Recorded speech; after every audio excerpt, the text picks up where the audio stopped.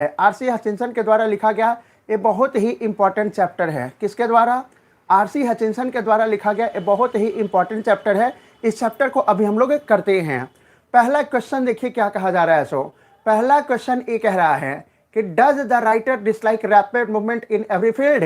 क्या राइटर जो था हर एक फील्ड में रैपिड मूवमेंट को एंजॉय करता है? जो राइटर हैं जिसका नाम क्या है ठीक है, वो कहते हैं क्या वो इसका जो भी रैपिड मूवमेंट है हमारे लाइफ का, हर एक हमारे लाइफ के रैपिड मूवमेंट को वो लाइक करते हैं या नहीं करते हैं। तो देखो क्या कह रहा है, the writer enjoy driving car eight 90 miles an hour. Writer जो है ना वो 1 घंटे में अपने कार को मूव करना यानी चलाना पसंद करते हैं। To dine in London and lunch in New York, वो ये कहते हैं कि लंदन में भाई भोजन करेंगे और न्यूयॉर्क में फिर क्या होगा, ठीक, लंच जो होगा वो न्यूयॉर्क में होगा। But the writer also admits that such fast moving excludes all the red pleasure of travel, real pleasure of travel. वो कहते हैं कि इस तरह से तेजी से चलना उनको क्या करता है, रियल प्लेजर देता है। इस तरह से तेजी से चलना उनके लिए क्या देता है, रियल प्लेजर दिया करता है, है ना। यानी ऐसे तेज चलना उनके लिए क्या करता है, रियल जो प्लेजर होना चाहिए और रियल प्लेजर उन्हें दिया करता है। नेक्स्ट क्वेश्चन देखिए क्या कह रहा है, how does the writer classify himself as a thinker? लेखक अपने आप को एक थिंकर के रूप में कैसे क्लासिफाई करते हैं? लेखक अपने आप को एक थिंकर के रूप में कैसे क्लासिफाई करते हैं? तो देखिए, he feels that most of the viewers in the cinema think fast है। वो अपने आप को कहते हैं कि सिनेमा हॉल के जितने भी व्यूअर्स थे ना वो अपने आप को काफ़ी फास्ट सोचने वाले महसूस करते थे, अपने आप को काफ़ी तेज़ी से सोचने वाले महसूस किया करते थे। Enough to keep up comfortably with the rapid change of scene and action है। और वो साथ ही साथ कहते हैं ना कि जितने भी व्यूअर्स थे वो सभी क्या करते हैं कि जितना भी एक्शन होता था, जितना भी मूवीज में जो एक्शन हुआ करता था, जितना भी चीज़ें बदलती थी, उन सब चीज़ों को वो बहुत अच्छी तरह से समझ लिया करते थे। Whereas he feels that his mind does not work in high gear in such situation है। लेकिन कवि का कहना है कि इनके जो राइटर है, राइटर का कहना है कि वो जो सीन है उस सीन में वो अपने आप को पूरी तरह से एडजस्ट नहीं कर पाते हैं। Right a few sentences about the elderly corn merchant. बहुत इंपॉर्टेंट क्वेश्चन है ये। और कह रहा है कि ये जो एल्डरली कॉर्न मर्चेंट थे ना, एल्डरली कॉर्न मर्चेंट के बारे में लिखे। जो एल्डरली कॉर्न मर्चेंट थे उस एल्डरली कॉर्न मर्चेंट के बारे में लिखे। The corn merchant was a man of many anxieties. Corn merchant जो थे ना वो मेनी एंजाइटीज के मैन थे, ठीक है, मीन्स बहुत चिंता करने वाले वो आदमी थे, ठीक है। हिज हार्ट वॉज डिकी, और यहाँ तक कि उनका हार्ट जो था ना वो डिकी था। डिकी कहने का मतलब कमजोर दिल वाला। उनका हार्ट कैसा था, डिकी हार्ट था, कमजोर दिल वाला हार्ट था। His Neiphiu was cheating him with and his wife had the habit of spending $10 on a holiday. और देखिए उनकी पत्नी जो थी ना, उनकी नेफ्यू तो उनको क्या कर रहा था, चीट कर ही रहा था। और साथ ही साथ उनकी पत्नी जो थी ना, उनकी पत्नी भी उन्हें क्या कर रही थी, उनको उनके पैसे जो होते थे उनके पैसे खर्च किया करते थे। और जब कोई हॉलीडे होता था तो उस हॉलीडे में वो पर डे $10 खर्च किया करती थी। प्रतिदिन कितना डॉलर है, $10 वो खर्च किया करती थी। Where did the writer watch the play? Writer जो था ना एक नाटक इसमें देखता है, तो राइटर नाटक कहाँ देख रहे थे? He watched the play in a city called Dublin. वो ये जो नाटक थे ना डुबलिन के एक शहर में देख रहे थे। कहाँ में? डबलिन एक शहर था, आयरिश कंट्री का, आयरलैंड का एक शहर है डुबलिन, और उसी डबलिन शहर में वो नाटक देख रहे थे। नेक्स्ट क्वेश्चन क्या कहा जा रहा है, Who was the chief character in the play? वो जो प्ले था, वो नाटक था, उस नाटक में चीफ कैरेक्टर कौन थे, मुख्य जो भूमिका थी किनकी थी? And elderly corn merchant was the chief character in the play. उस प्ले में मुख्य कैरेक्टर किनका था, एल्डरली कॉर्न मर्चेंट का। वो जो यानी कि नाटक था ना, उस नाटक में मुख्य जो कैरेक्टर था किनका था, एल्डरली कॉर्न मर्चेंट का था। मीन्स एक व्यापारी थे, अनाज के व्यापार किया करते थे, और उस अनाज के व्यापारी का उसमें मुख्य भूमिका थी। Central idea of this essay is that. अब कह रहा है ना कि ये जो यानी एसे है, इस एसे का मुख्य बिंदु क्या है, केंद्र बिंदु क्या है, आखिर किस लिए ये लिखा गया है। यानी ये जो एसे है जिसका नाम क्या है, ठीक है, ये जो एसे है इसको किस लिए लिखा गया है, आखिर उन्होंने क्यों लिखा है, ठीक है। तो देखिए central idea of this essay is that the fast moving scenery of the world है। कह रहे हैं कि इस एस्से का मुख्य जो भूमिका है, मुख्य केंद्र बिंदु जो है, वो दुनिया के जो बहुत सी चीज़ें काफ़ी तेज़ी से बदल रही हैं, उसके बारे में इसमें बताया गया है। Everything is moving in fast mode है, जो कुछ भी है वो काफ़ी तेज गति से मूव कर रही है, जो कुछ भी है ना वो काफ़ी तेज गति से मूव कर रही है। The technology is changing everything है, यहाँ तक कि टेक्नोलॉजी जो है ना, टेक्नोलॉजी भी सभी चीज़ को चेंज कर रहा है। तकनीक जो है, तकनीक से भी सब कुछ चेंज हो रहा है। The new technology affects the life of a man है, और जो नया टेक्नोलॉजी आया है, वो नया टेक्नोलॉजी लोगों के जो जीवन है, उस जीवन को काफ़ी प्रभावित भी कर रहा है। नेक्स्ट क्या क्या है, second chapter me and ecology bit, ठीक है, जो जॉन लेक्सॉ के द्वारा लिखा गया है। मी एंड इकोलॉजी बिट दूसरा जो चैप्टर है, मैं और पर्यावरण। मैं और पर्यावरण, इसको किसने लिखा है? जॉन लेक्सॉ ने लिखा है। इसको किसने लिखा है? जॉन लेक्सॉ ने। कह रहा है कि what does mister Williams mean by noise pollution है। मिस्टर विलियम जो है ना, वो न्यूज पोल्यूशन से क्या समझते हैं? मिस्टर विलियम नॉइज पोल्यूशन से क्या समझते हैं? When leaves, garbage and other stuffs are dumped in a pit, it starts decomposing with a foul smell है। कह रहे हैं कि जब क्या था ना, कि जब यानी जो हमारे गार्बेज हैं, कूड़े कचरे हैं, उसको कहीं एक जगह इकट्ठा किया जाता है, उसको गड्ढे में डाल दिया जाता है, तो वो क्या होता है ना, डीकम्पोज होकर के, क्या होकर के? डीकम्पोज होकर के वो फाउल स्मेल देना शुरू करता है, दुर्गंध देना शुरू कर देता है। Mrs William was it at once noise pollution है, noise pollution to explain regarding the emission of foul smell है। और वो क्या करती है ना, कि ये सब को, जो भी ये सब हो रहा था, जितना भी चीज फॉल स्मेल कर रहा था, ये सब के लिए वो क्या करते हैं कि उसको कहते हैं कि इसको हटा देना चाहिए, इसको पूरी तरह से खत्म कर देना चाहिए। Why is burning of leaves is bad for air? Next हमारा सेकंड क्वेश्चन है। इस क्वेश्चन में कहा जा रहा है कि पत्ते को जलाना जो है ना, हवा के लिए मीन्स बैड क्यों है? पत्ते को जलाना हवा के लिए बैड क्यों है? तो देखिए, कह रहा है कि पत्ते को जलाना जो है हवा के लिए, जो हवा है, हवाओं के लिए बैड क्यों है? आंसर देखिए क्या कहता है। The burning of leaves is bad for air. पत्ते का जलना जो है वो लीव्स के लिए क्या है? बहुत ही खतरनाक है, बहुत ही बुरा है। बिकॉज इट क्रिएट्स स्मोक है, क्योंकि ये स्मोक क्रिएट करता है। क्योंकि क्या क्रिएट करता है? स्मोक क्रिएट करता है। Smoke pollutes the air and thereby pollutes the atmosphere है। और वो स्मोक जो है ना, स्मोक से हमारा हवा जो है वो भी प्रदूषित होता है, और साथ ही साथ ये कहा जाए ना, तो हमारा जो वातावरण है, वातावरण भी काफ़ी प्रदूषित हुआ करता है। जो हमारा एटमॉस्फेयर है, एटमॉस्फेयर भी काफ़ी प्रदूषित हो जाया करता है। व्हाट, थर्ड क्वेश्चन क्या है? What happens when the narrator calls Mrs Greeny as Mrs Green, है ना। जब कह रहा है क्वेश्चन कि जब नरेटर मिसेस ग्रीनी को मिसेस ग्रीन कह के बुलाते हैं, तब वो क्या कहती है? तब उनका क्या कहना था? वो किस तरह से रिएक्ट करती हैं? When the narrator calls Mrs. Greeny, जब नरेटर मिसेस ग्रीनी कह के बुलाते हैं, तब she said that she does not have change to pay and thus avoid payment है। वो कहती है ना कि मेरे पास अभी देने के लिए पैसे नहीं है, यानी चेंज पैसे नहीं है जो कि मैं आपको दे सकूं, और वो पेमेंट को अवॉइड करती है। और वो पेमेंट को क्या करती है? अवॉइड करती है। अवॉइड कहने का मतलब उसे वो नजरअंदाज किया करती है। फोर्थ क्वेश्चन देखिए क्या कह रहा है। What does the narrator do on Saturdays and Sundays? Narrator जो थे ना, वो सैटरडेज को और संडेज को क्या करते थे? नरेटर सैटरडेज को और संडेज को क्या क्या करते थे? नरेटर जो है सैटरडेज को और संडेज को क्या करते थे? क्वेश्चन बहुत इंपॉर्टेंट है, ध्यान दीजिएगा।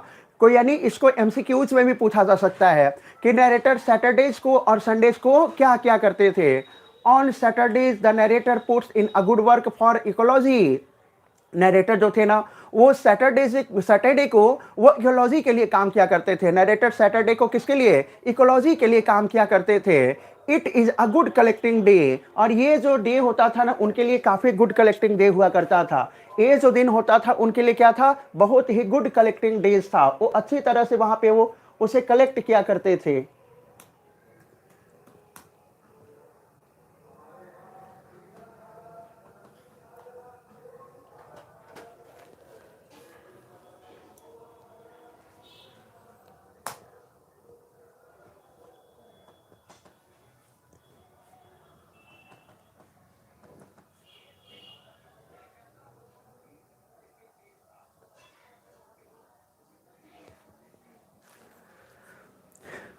Hello dear, nice, welcome again. फिर देखिए क्या कह रहा है ठीक है, इकोलॉजी को यानी उनका गुड कलेक्टिंग डेज होता था।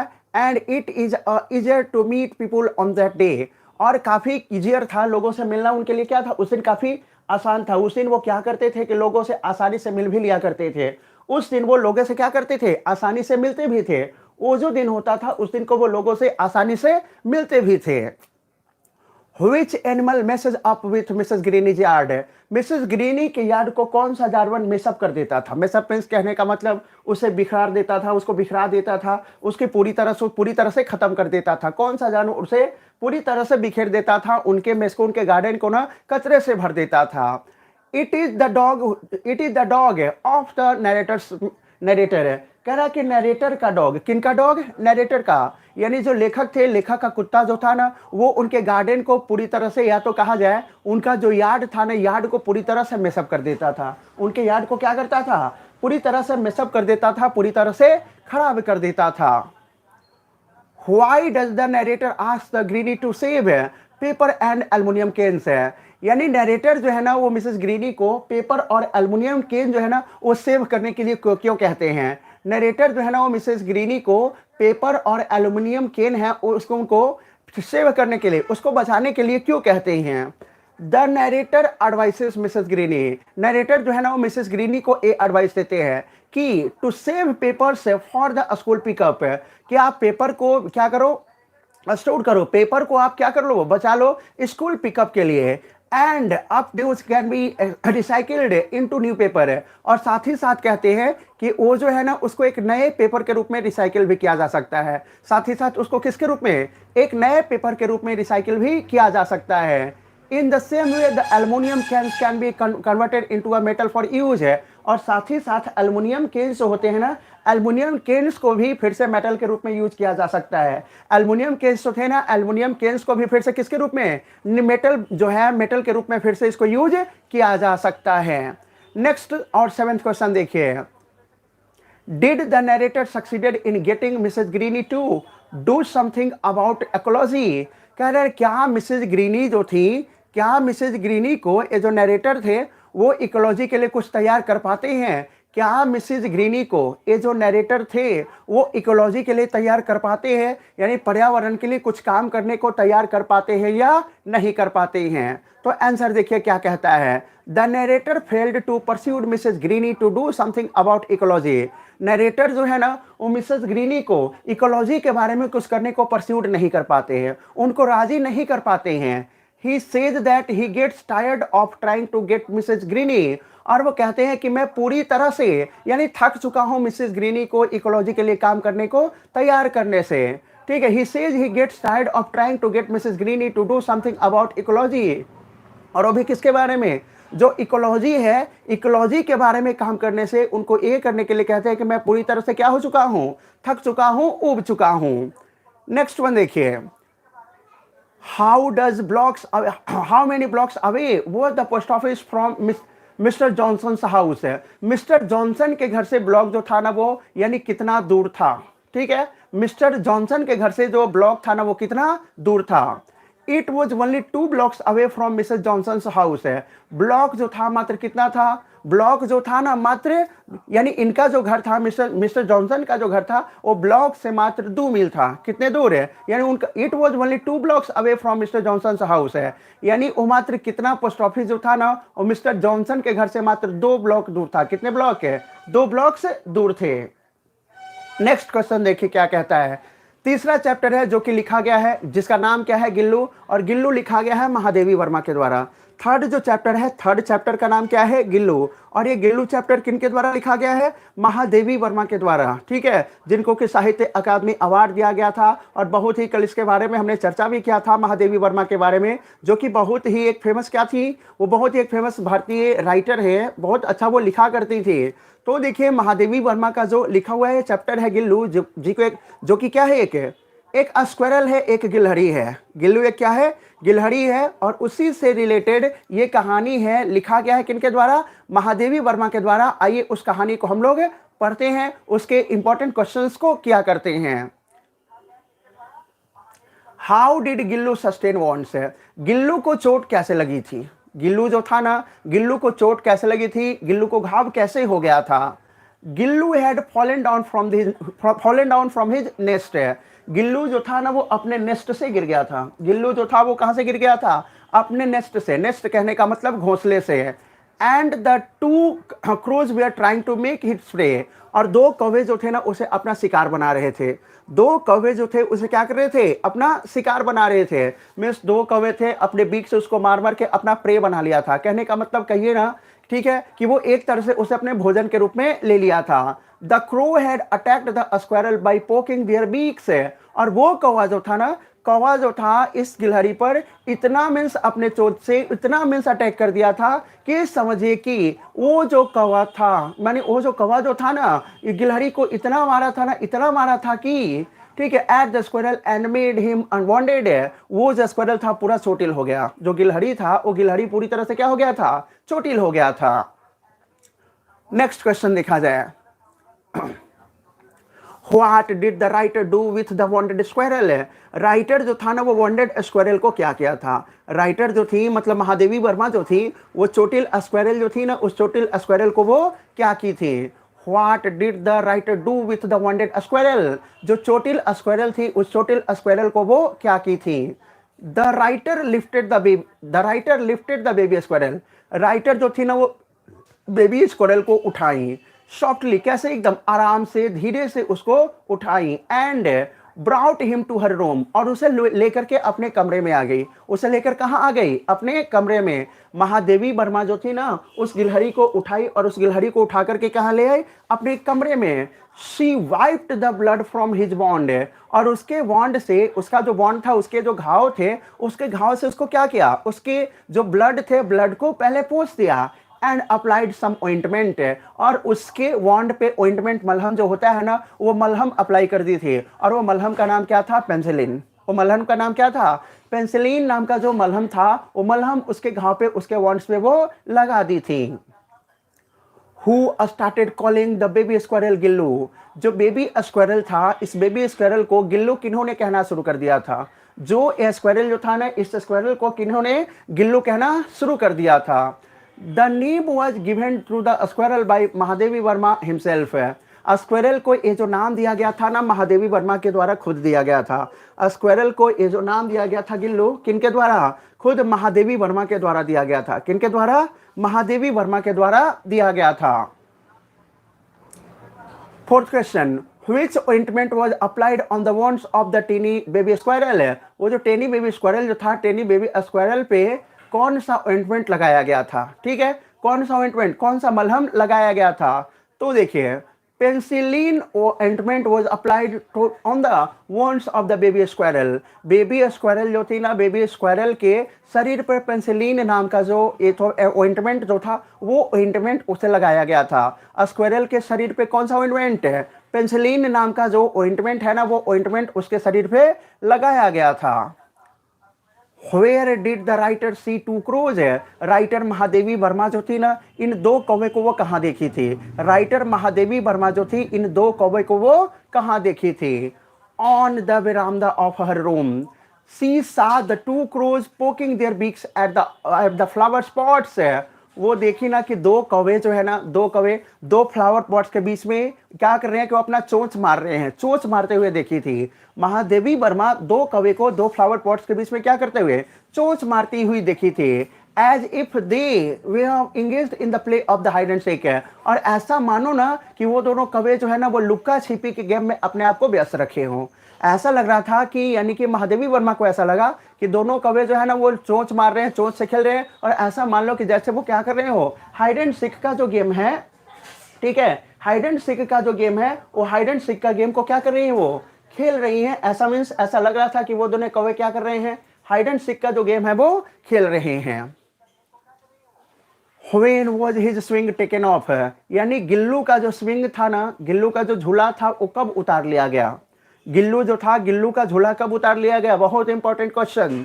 ये जो है ना, मे बी कल हो सकता है आपके पेपर्स में आ भी जाए। ठीक है, कि स्विंग जो था ना गिल्लू का जो स्विंग था वो कब उतार दिया गया था?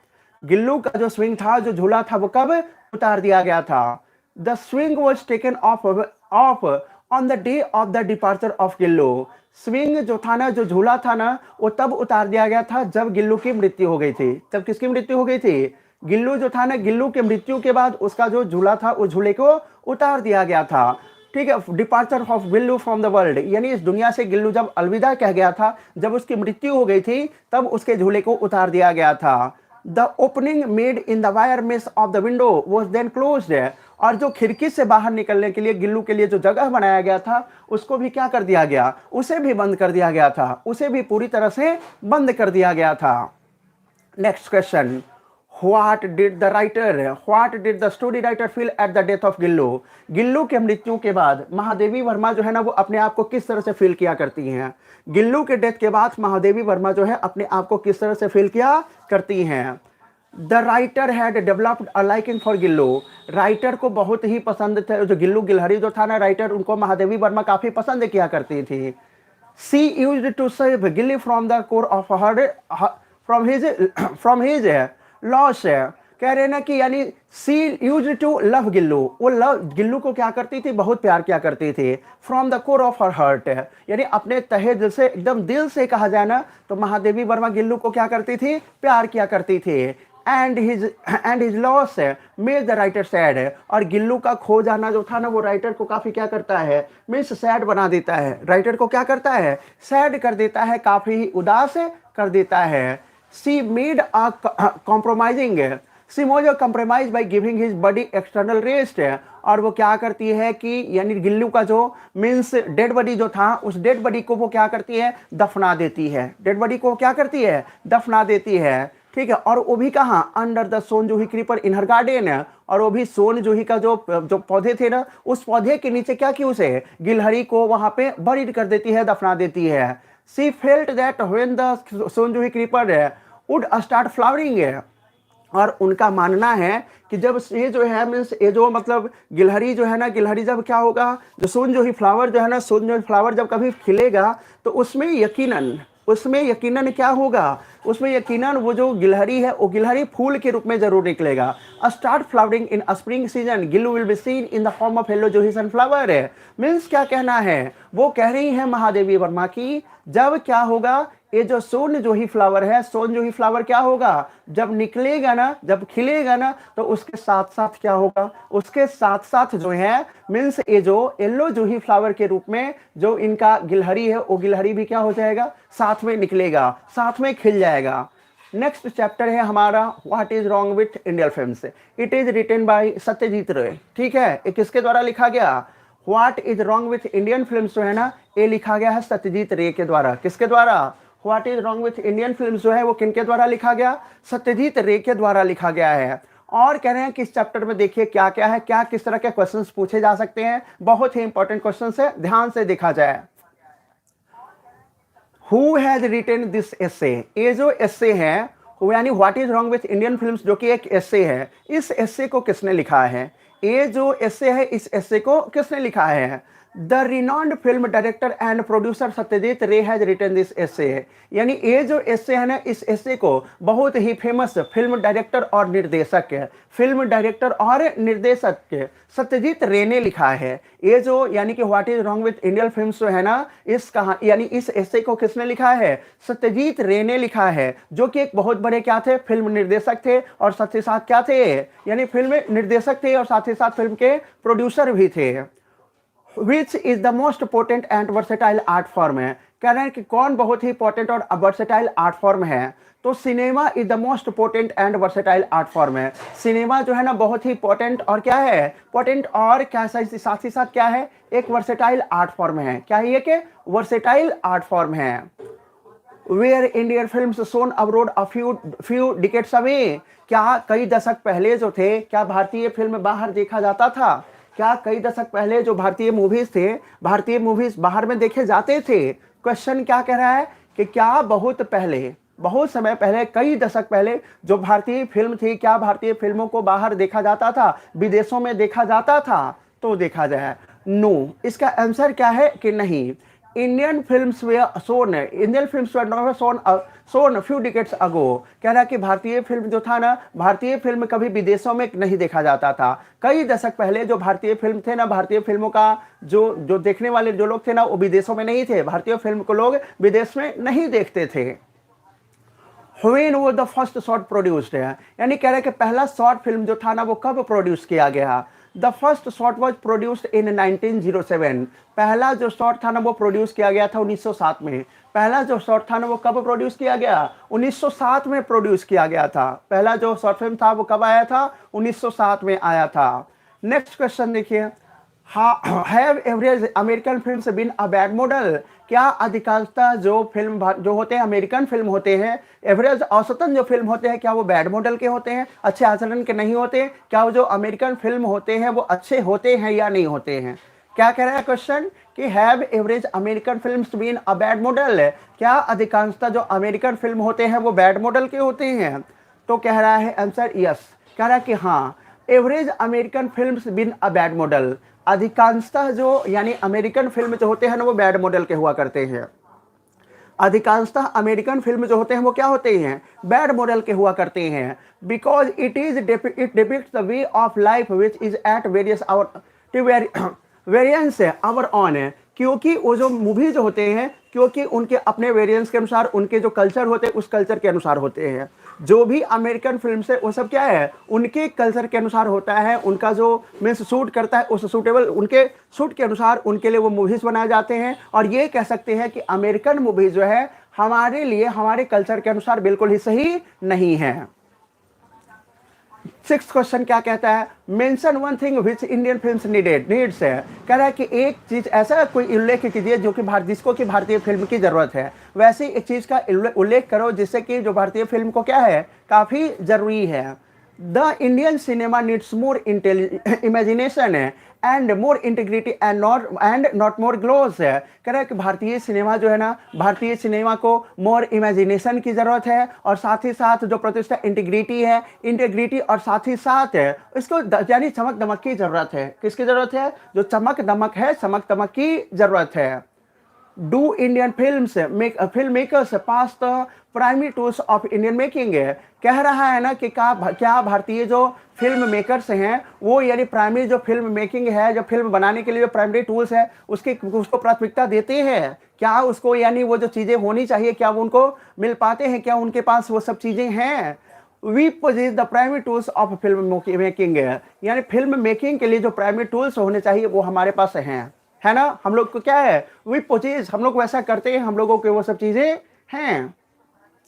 What is the most dominant influence on Indian films है। कह रहा है कि भारतीय फिल्म में सबसे ज्यादा प्रभाव किसका है। ठीक है, जो भारतीय फिल्म है ना, भारतीय जो फिल्म है, भारतीय फिल्मों में सबसे ज्यादा प्रभाव किसका है। देखिए, the writer observes the dominant influence of American cinema, यानी राइटर जो है ना वो कहते हैं कि भारतीय फिल्म पर सबसे ज्यादा प्रभाव जो है ना वो अमेरिकन सिनेमा का है। किसका है, अमेरिकन सिनेमा का। On Indian films, he says that every passing phase of American cinema has had its repercussions on the Indian films है। वो कहते हैं ना कि जितना भी यानी अमेरिकन फिल्म है, यानी जिस बैड मॉडल का अमेरिकन फिल्म हुआ करता है, तो लोग कहते हैं कि साथ ही साथ क्या है, यानी जिस तरह से लोग वैल्यू देते हैं अमेरिकन फिल्म को, उसी तरह से लोग सोचते हैं कि भारतीय जो फिल्म है, भारतीय फिल्मों को भी क्या किया जा सके, उसको महत्व दिया जा सके। भारतीय फिल्म के भी महत्व के बारे में वो सोचते रहते हैं कि जो भारतीय फिल्में हैं ना, भारतीय फिल्मों को भी क्या हो, उसी तरह का महत्व मिलता जाए। ठीक है, नेक्स्ट हमारा जो क्या है, हमारा नेक्स्ट चैप्टर है जिसका नाम है एक्सेप्टेंस स्पीच। चैप्टर 5 जिसका नाम क्या है, एक्सेप्टेंस स्पीच, यानी स्वीकृत भाषण, स्वीकार्य भाषण। ठीक है, और ये लिखा गया है किसके द्वारा। ठीक है, इसे गेस कीजिए कि किसके द्वारा लिखा गया है, कारण कि इसको हम नेक्स्ट में हम देखते हैं। इसे कमेंट में बताइए कि ये जो चैप्टर है ना, इस चैप्टर को किसने लिखा है। ठीक है, ऐसे लिखे हैं इसको किसने, ऑन सांग सूकी ने इसको लिखा है। Why did Alexander Harris accept Nobel Prize on behalf of his mother? Alexander Aris जो है ना वो नोबेल प्राइज अपनी माँ के यानी माँ के बदले में क्यों रिसीव करते हैं। अलेक्जेंडर एरिस जो है वो नोबेल प्राइज को, किसको, नोबेल प्राइज को अपनी माँ के बदले में क्यों रिसीव करते हैं। अलेक्जेंडर एरिस नोबेल प्राइज को अपनी माँ के बदले में क्यों रिसीव करते हैं। आंसर देखिए, Aris accepted the Nobel prize behalf of his mother, because Alexander Aris जो है वो यानी कि उसका जो नोबेल प्राइज उनकी माँ को मिला है उस या नोबेल प्राइज को अपने माँ के बदले में एक्सेप्ट करते हैं, अपने माँ के बदले में क्या कर रहे हैं, वो लेने आते हैं, उसको लेते हैं। बिकॉज क्योंकि his mother who was given the award couldn't present himself to receive the award, क्योंकि उनकी माँ जो थी उस समय उस अवार्ड को रिसीव करने के लिए वहां पे प्रेजेंट नहीं थी, क्योंकि उनकी माँ जो थी ना वहां पर उस जो यानी नोबेल प्राइज था उस नोबेल प्राइज को रिसीव करने के लिए वो वहां पे प्रेजेंट नहीं थी।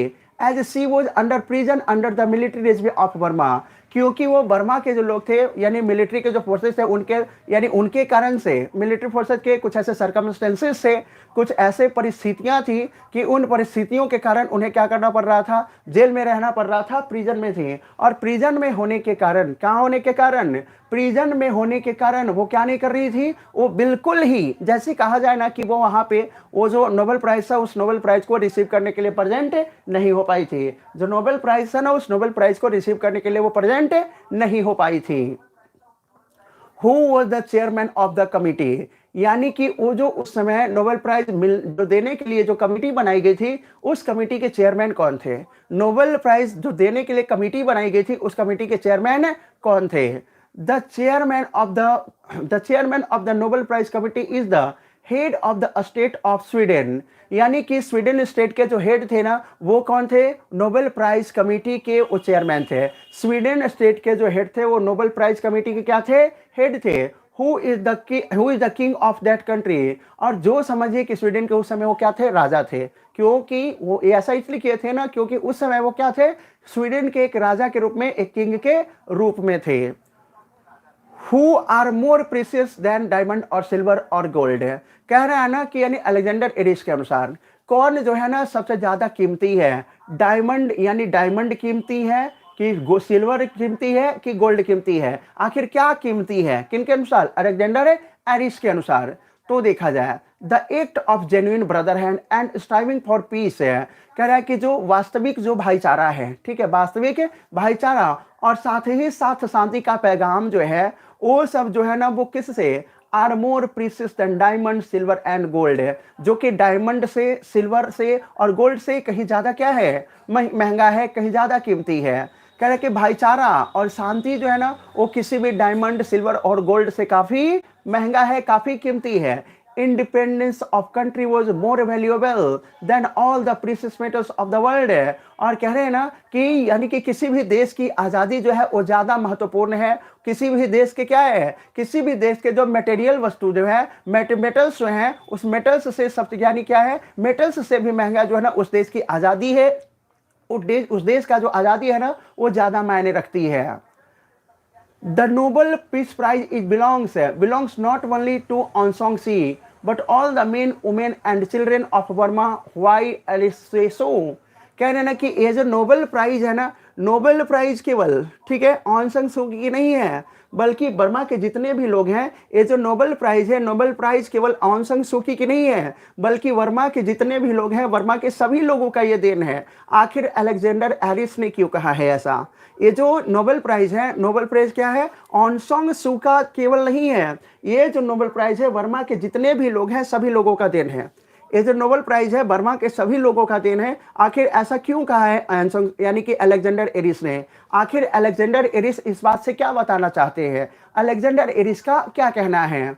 Through this statement Aris has endorsed the uprising of the people of Burma, यानी इस सेंटेंस के माध्यम से, ये जो स्टेटमेंट है, इस स्टेटमेंट के माध्यम से अलेक्जेंडर एरिस जो है ना वो ये बताते हैं कि, अलेक्जेंडर एरिस है जो ये बताते हैं कि यानी बर्मा के जो लोग हैं ना, बर्मा के रहने वाले जो लोग हैं उनकी उत्थान के लिए काम करना जरूरी है, ठीक है, और साथ ही साथ for the establishment of democracy in the country, और साथ ही साथ क्या करना है, जो बर्मा देश है रंगून है वहां पे लोकतंत्र को स्थापित करना भी जरूरी है, वहां पे लोकतंत्र को क्या करना, स्थापित करना भी जरूरी है।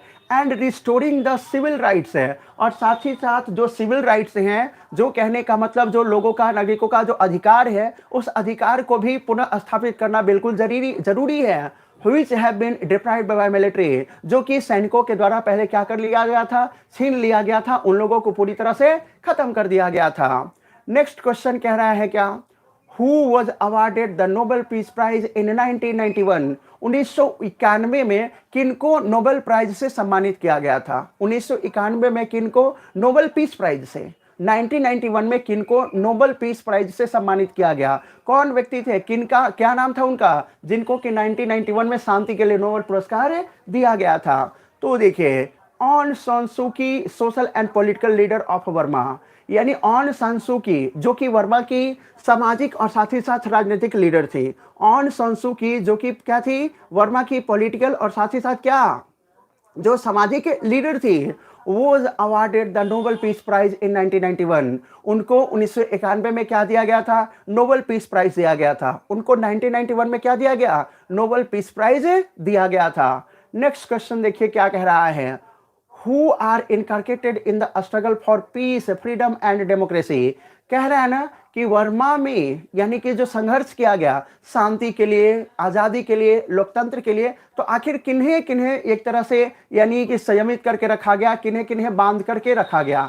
क्वेश्चन कह रहा है कि जब वर्मा में लोकतंत्र के लिए, शांति के लिए, ठीक है, जो स्ट्रगल चल रहा था, तो उस स्ट्रगल में किन्हें सीमित करके, किन्हें बांध करके रखा गया?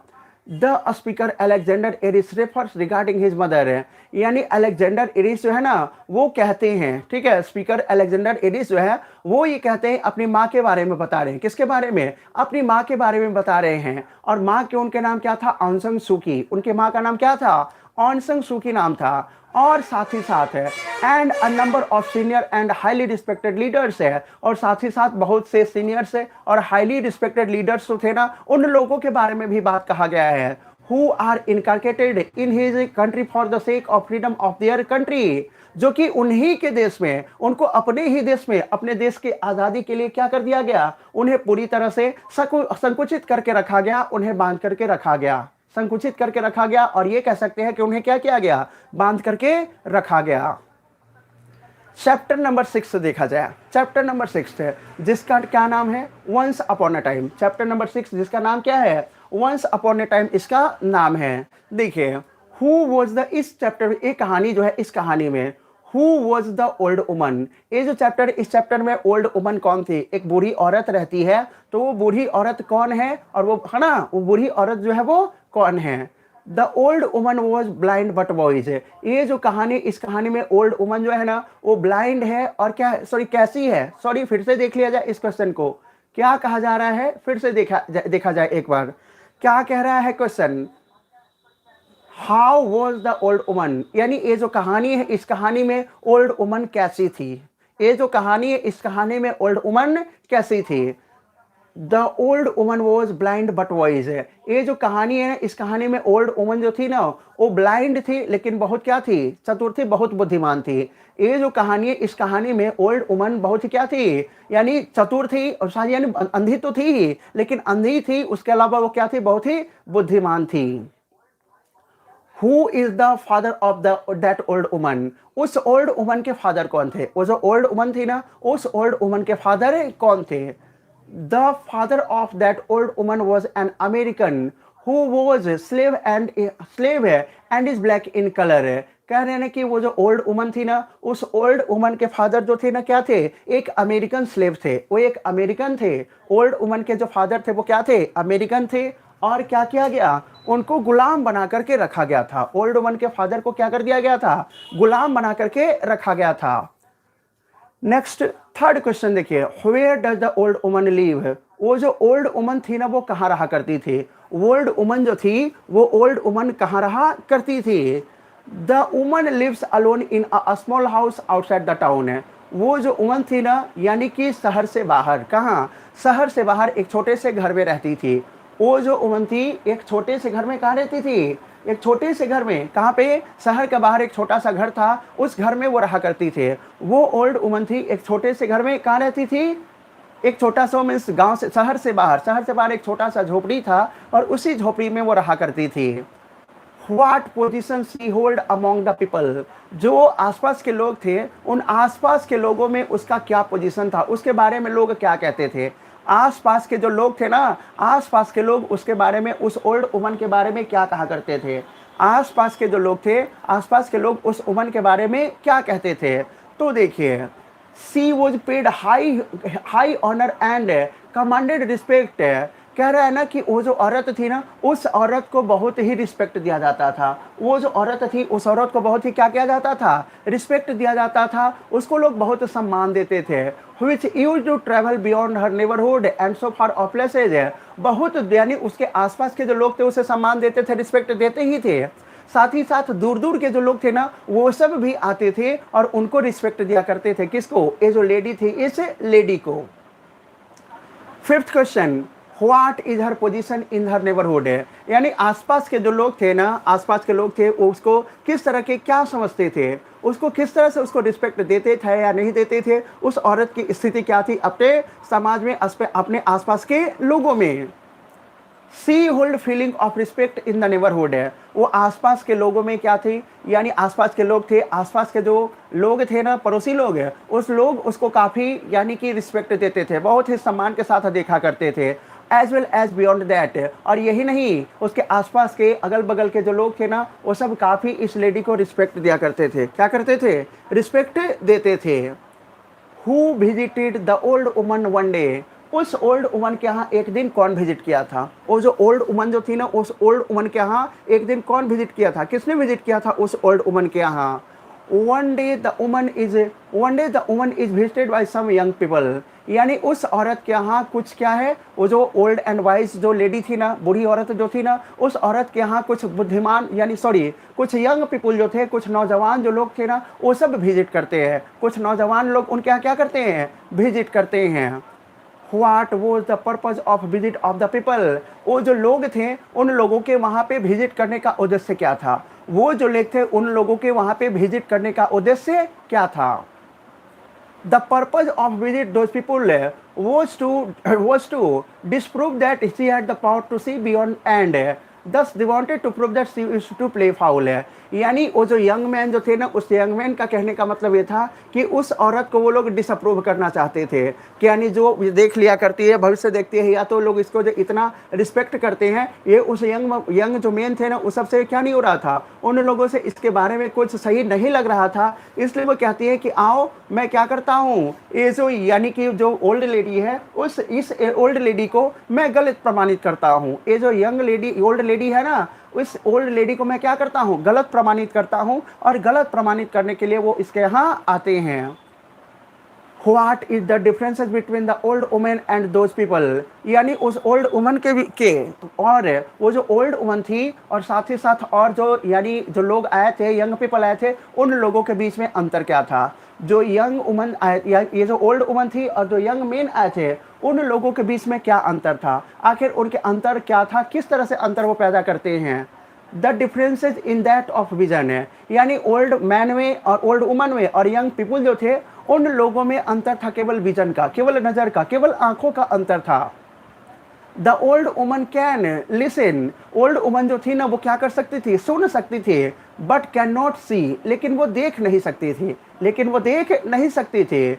While those people could listen as well as see। लेकिन वही जो यंग मैन जो आए थे ना, वो क्या कर सकते थे? देख भी सकते थे और साथ ही साथ वो सुन भी सकते थे। यानी सुनने के साथ साथ वो सुनने के अलावा वो क्या करते थे? देखते भी थे। यही और उस यानी ओल्ड वुमन में और जो यंग पीपल जो थे ना, इन लोगों में यही अंतर था। What does the old woman know about those people? यानी ये जो यंग मैन आए थे, इस यंग मैन के बारे में ये जो ओल्ड वुमन है ना, वो क्या जानती है? जो यंग लोग आए थे, इस यंग लोगों के बारे में वो जो औरत है ना, वो क्या जानती है और कैसे जान जाती है?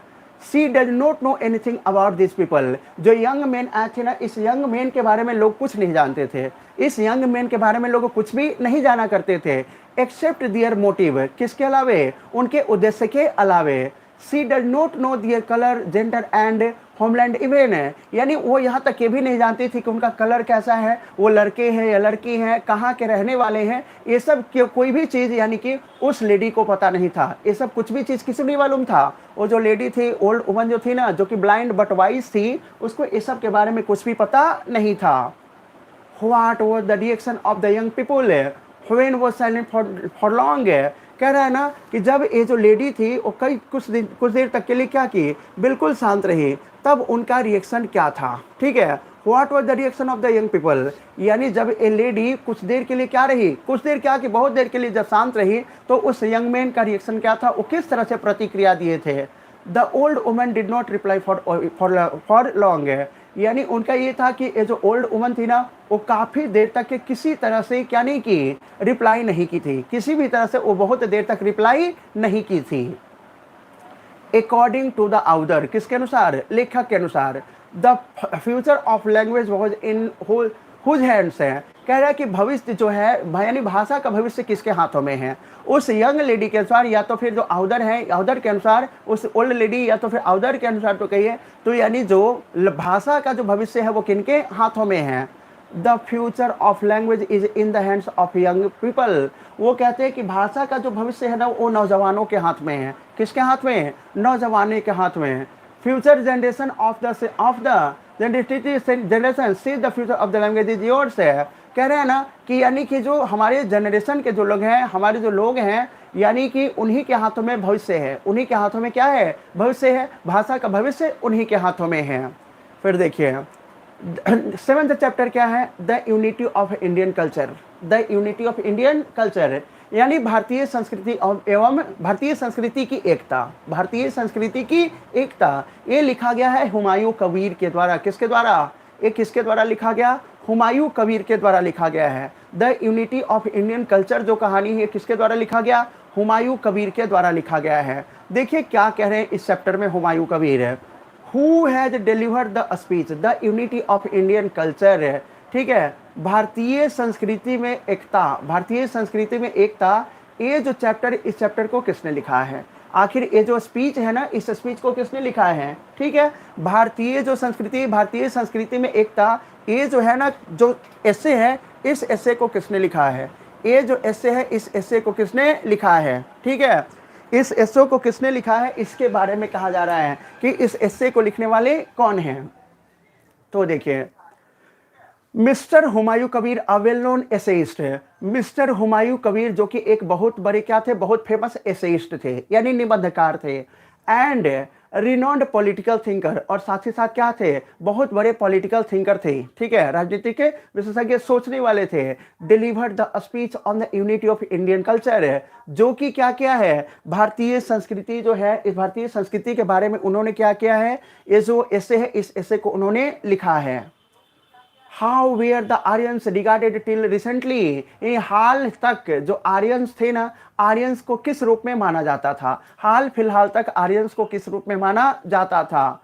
The Aryans were regarded till recently as the earliest invaders this land, हाल फिलहाल तक आर्यंस को, यानी कि इनको अर्लीस्ट यानी रिसेंट जो था ना, इन्वेडर के रूप में माना जाता था, ठीक है, किसके रूप में, यानी हाल फिलहाल तक उनको माना जाता था कि भारत में जो यानी आर्यंस थे ना, वही लोग सबसे पहले क्या किए थे, आक्रमण किए थे।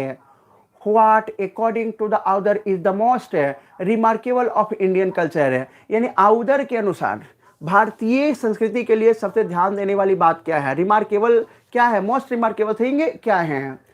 The understanding unity among the people, यानी लोगों के बीच में क्या करना, एकता को समझना, लोगों के बीच में क्या करना, एकता के बीच में समझना। ऑफ दिस लैंड, यानी हमारा देश जो है ना, हमारे देश के जो लोग हैं, हमारे देश के लोगों के एकता के बारे में समझना, is one of the most remarkable features of Indian culture है, यानी भारतीय संस्कृति जो है ना, भारतीय संस्कृति की क्या है, बहुत ही ध्यान देने वाली बात है, बहुत ही क्या है, ध्यान देने वाली बात है, बहुत ही अच्छी बात है। नेक्स्ट देखिए क्या है, what has been the policy of Indian in all sphere of life, कह रहा है कि भारतीय लोगों का जो, यानी हमारे जीवन के हर एक क्षेत्र में है, भारतीय लोगों की क्या नीति है, भारतीय लोगों के बारे में क्या कहना है। पॉलिसी ऑफ इंडियंस, यानी भारतीय जो लोग हैं उन लोगों के बारे में क्या कहना है।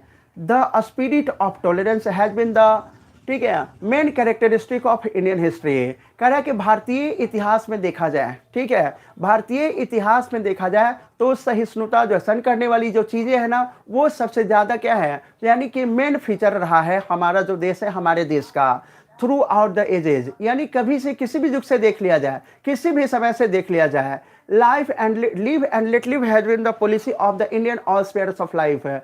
जियो और जीने दो, जियो और जीने दो जो था ना, वो हमें भारतीय जो लोग थे उन लोगों ने हर एक क्षेत्र में इस पे काम किया। जियो और जीने दो पे उन्होंने काम किया है। How does Humayun Kabir define culture है? हुमायूं कबीर कल्चर को किस तरह से डिफाइन करते हैं, यानी संस्कृति को उन्होंने किस तरह से परिभाषित किया है? अकॉर्डिंग टू हुमायूं कबीर, किसके अनुसार है? हुमायूं कबीर के अनुसार। किसके अनुसार है? हुमायूं कबीर के अनुसार है। Culture is essence of civilisation है। कल्चर जो है ना हमारे सिविलाइजेशन का क्या है? इसेंस है, बहुत ही प्रभावी है। Culture expresses itself through language है। कल्चर जो है ना वो लैंग्वेज के माध्यम से आता है। किसके माध्यम से? कल्चर जो है वो लैंग्वेज के माध्यम से आता है, और साथ ही साथ आर्ट के माध्यम से। किसके माध्यम से? कला के माध्यम से। थ्रू फिलोसफी एंड रिलीजन, ठीक है, और रिलीजन के माध्यम से क्या आता है? Through social habits and culture custom है। यानी कह रहा है फिलोसफी के और रिलीजन के माध्यम से आता है क्या?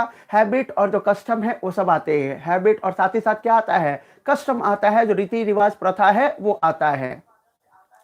How does Humayun Kabir define civilisation? Humayun Kabir ने सिविलाइजेशन को किस तरह से डिफाइन किया है? हुमायूं कबीर ने सभ्यता को किस तरह से डिफाइन किया है? Civilisation is the organisation of society which create the condition of culture है। कहना है कि सिविलाइजेशन जो है ना वो सोसाइटी का क्या है? ऑर्गेनाइजेशन है, जिससे कि, ठीक है, जिससे कि क्या होता है, यानी कि जो हमारा समाज है, समाज का कंडीशन, जो हमारा जो संस्कृति है, संस्कृति का निर्माण होता है। There can be no culture without civilisation है। और कह रहा है ना कि बिना सिविलाइजेशन के, बिना सभ्य हुए वगैरह किसी संस्कृति का कोई मीन्स इमेजिनेशन किया नहीं जा सकता। इमेजिन यानी उसके निर्माण के लिए कल्पना भी नहीं की जा सकती। But there may be civilisation which may not have developed their own culture है। कह रहे कोई ऐसा सिविलाइजेशन नहीं है, कोई ऐसा सिविलाइजेशन नहीं है जहां पर कि वो अपना खुद कल्चर डेवलप किया है। ऐसा कोई भी सिविलाइजेशन नहीं है। चलिए अब करते हैं आपको बाय बाय, थैंक यू। आप इस यानी कि ये जो हमारा चैनल है इसे सब्सक्राइब करें, लाइक करें, और सब्सक्राइब करें, लाइक करें, शेयर करें। धन्यवाद।